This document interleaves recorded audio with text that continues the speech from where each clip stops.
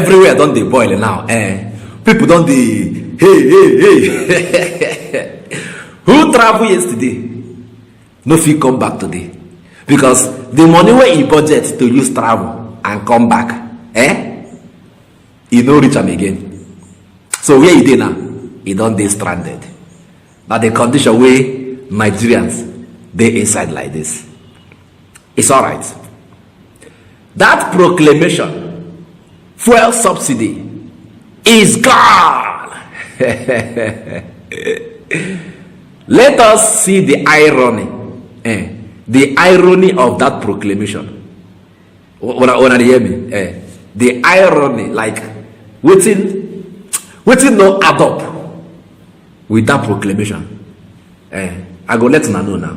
Abeg, help me listen to Kenneth Okonkwo, the spokesperson of the Labour Party Presidential Campaign Council, a veteran actor.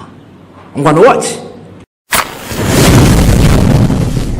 I was a bit scandalized by it, because a statement was made to be an inaugural speech, and right there in the speech you could see a man contradicting the exact thing he was saying.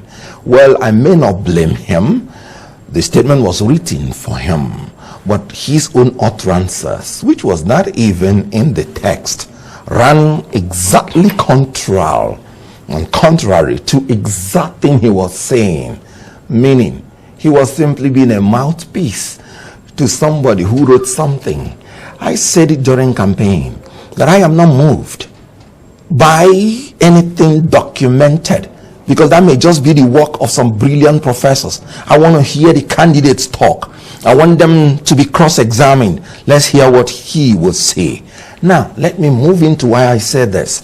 A man in his speech said, "We shall consult and dialogue and never dictate." And Piam, he issued the first dictate of his regime. Fuel subsidy is gone.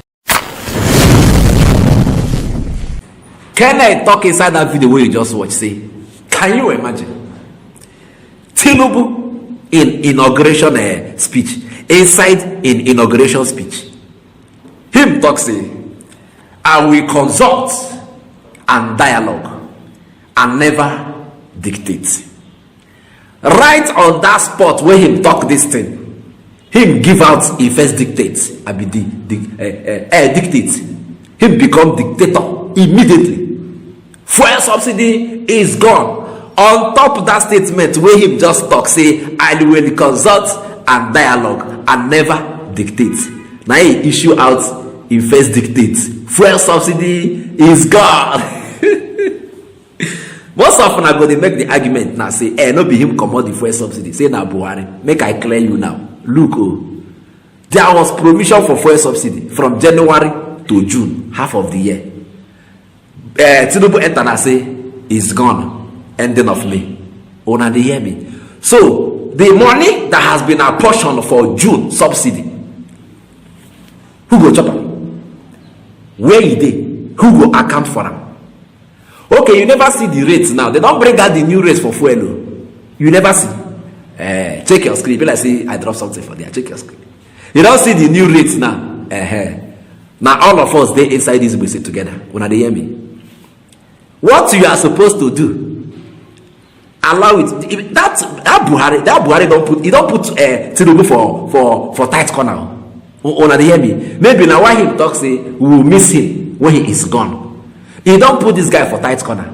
He comot the fuel subsidy. He leave am from January reach June. You understand? After June, say there is no provision again. They comot am. Una dey hear me? He is expecting you now, Tinubu. As this thing now, you want comot am from after June. Una dey hear me? Inside that budget now. So they take talk am. He is expecting you now, Tinubu, to have a round table discussion with all parties involved, to see a possible way, you understand, of removing this thing, and then it will not have massive effect on the masses. Una dey hear me? Now wetin him do be that, but e be like say Tinubu no dey understand wetin this Buhari do before he run comot for office. You understand? E no be say as he don run am now from that January, reach June, then you now you wan come out and you no go consult anybody as you take talk inside your inaugural speech. You just dictate immediately, boom, it is gone without consultation. All right, the fire wey dey burn this country, thank God say na everybody go burn.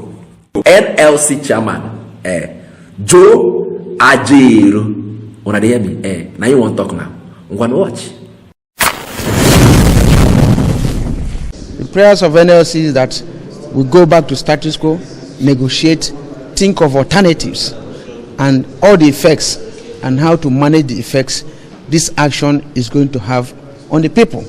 If it is an action that must take off. Well, the subsidy provision has been made up to the end of June. And before then, conscious people, labor, management, government should be able to think of what will happen at the end of June. You don't start it before the time. The original deadline So why did they make provision up to end of June? No, the original Who's deadline lying? was February 17th. So why is it up to now? That was at the discretion of the last administration. Fine. The last administration made it up to end of June. Why can't we respect the sanctity of even that law that provided for that expenditure up to the end of June? Okay, but is the NLC considerate with the federal government when they say that there's no fund, they can't fund all of this, they can't raise money to fund the subsidy? What is the purpose of governance? What's the purpose of governance? Is it the duty of NLC to raise funds for the government, to collect tax, to sell crude at the international market when the price of crude is going high? And the government that is a major exporter of a crude product is telling him there's no money. Other countries that are in the same scenario are eating fat. Mr. President, do you think it's realistic to continue payment of subsidy? Why do you keep on hammering on subsidy? What do you understand by subsidy? Has anybody explained to you the meaning of subsidy? What did they say is subsidy? Is there any country, even in the US, there's subsidy on wheat products? Is there any country that does not subsidize living of people, even if it's by providing public transportation? Well, those are issues we are looking at. If you're a major, producer of crude, and you refine abroad, you carry the crude abroad and refine and bring it, definitely there will be difference in the price, and that's what they are paying. If your fathers establish a refinery, and that refinery dies in your hands, and you are now refining abroad, you ask yourself some questions. You have refineries, Kaduna, Warri, Sapele, Port Harcourt. Why are they not functioning? That we have to go and refine abroad. The transportation money, the refining cost at international price or rate, and we bring it back here. And the same government pays the difference in cost of what it is here and what it's internationally. That's the subsidy they are telling you about. Remember 2011, we were here, this compound, and we agreed on some principles. Repair our refineries, to start operation latest by December last year. They were not done. We agreed on issue of CNG. The CNG product is eco-friendly and is cheaper than the PMS they're selling now. And some people say they can convert within 3 months. If we have done all these things, what will you be calling a subsidy? The Dangote refinery is there to be producing. If any of these refineries are producing, we won't have all this challenge we are having today. That's the language of labor. Now, will anybody increase their salary by 300% with what has happened now? This question is going to come to the basics as of today. Transportation has gone beyond that. I don't know what they're paying you, but you cannot, it's not enough for your transportation. That's what we are saying. It's not because there is any dogma on subsidy. No, but we should converse in a free environment and atmosphere and arrive. If we agree for a meeting by 2 today, and in the morning, you come out with price modulation. How can you fix price in a deregulated market? If you are talking of deregulation in the classical sense of it, it has to be determined by market forces. What I buy, I sell. But by the time you now dictate the prices, this amount. Now what is happening? Is that deregulation? You see, him see the question, that same question, why question on that? There was provision from January to June. Why remove it in May? the one the money for June, how una wan take do am? How una wan take do that June? Who wan chop am? Where the money? Wetin una carry the money to? Wetin una wan use that money for June do? You understand? Now that same question why I ask na him Joe Ajeru dey ask. Say it is expected of Tinubu. Once this thing don run now, reach that June, wey Buhari don make am run. You understand? For you to remove it from July, negotiate with the parties involved. You understand? Call us to a round table discussion. Let us talk about it. You no do am like that. You run. You come out. It's all right. Let us see what will be the end of this. Is gone. Why not make our refineries work? Joe Ajeru, NLC chairman, is still asking this same question. Wey be say everybody dey ask. Why not make our refineries to work? Una carry $2.7 billion go pump inside private refinery Dangote. But we have refineries, one in Sapele, the other one they say in Kaduna. All these places will get refineries. You understand? But una no wan fix am. You guys prefer to subsidize. That is to tell you that this subsidy, na criminality, na dey inside. You know, hear me? Because you get this kind of money, where did they get from inside? Now, why Tinubu suppose use in head? No say, and system don't be like this. You go map out strategy as you go take commota face by face. You understand? Map out modalities. You go use your. You say you are very bright. You are very intelligent. Now here we need that your intelligence. Now if you say that your intelligence, now you don't fail you. This is where it is needed. Use your head. No say this subsidy wey you wan comot. People dey chop from am. You dey hear me ba? Now you go use your head comot am small so that e no go affect the poor masses. Be strategic about it. But you just come and say it is gone. Even the one wey suppose run reach June, you comot am. Oh yeah, now let us see how you will survive this one. What would have been Labour Party's this thing, strategy? What would they have done differently if na Labour Party? You understand? They are the helm of affairs of this country. Different. What would they have done differently? Let us hear from Kenneth Okonkwo, the spokesperson of the Labour Party Presidential Campaign Council and a veteran actor. I'm gonna watch. When you have 51 pipes projected into your official pipe, taking the oil, you have 51 entities that are already corrupt that is going to mitigate against you. Labour say we are going to cut corruption 50%. Immediately we're coming. We are going to increase the supply of the fuel, granting licenses to modular refineries. We are going to encourage Nigerians to participate freely in the product God has given to them free of charge. When we do that, and we would have done it within even a month, then we will take out oil subsidy, that irritation called oil subsidy. And let me tell you, there is already a model to that. Take the telecommunication industry as an example. When they came in, they did not encourage monopoly. NITEL was a monopoly organization, just as this government is erroneously allowing NNPC to be the only monopolist, meaning they can do any racketeering they want. When they want to give the license, they make sure they give to more than one.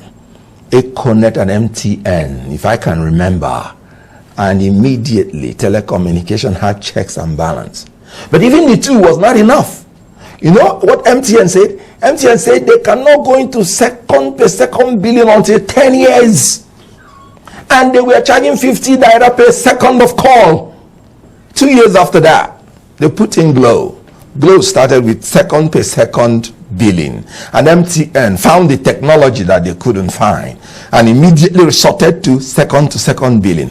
Today, despite all the hullabaloo going on in our environment economically, telecommunications price is still maintained and still stable. That is what would have happened to our oil. Some criminal leaders led us into oil subsidy that ought not to have been there.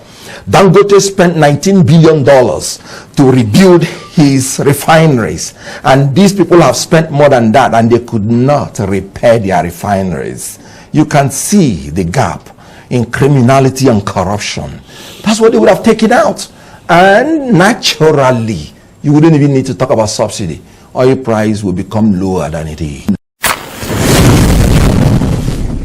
Him say our approach will be very, very different. Yes, very different. Number one, eliminate 50% of the corruption in the oil sector.